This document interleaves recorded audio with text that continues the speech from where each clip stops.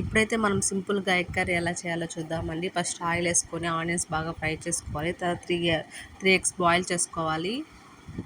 Onions బాగా కొంచెం క్రిస్పీగా అయ్యే తర్వాత ఫ్రై చేసుకొని, తర్వాత ఎగ్స్ని హాఫ్ కట్ చేసుకొని యాడ్ చేసుకోవాలి. కొంచెం సాల్ట్, పసుపు యాడ్ చేసుకొని అటు ఇటు బాగా తిప్పాలి.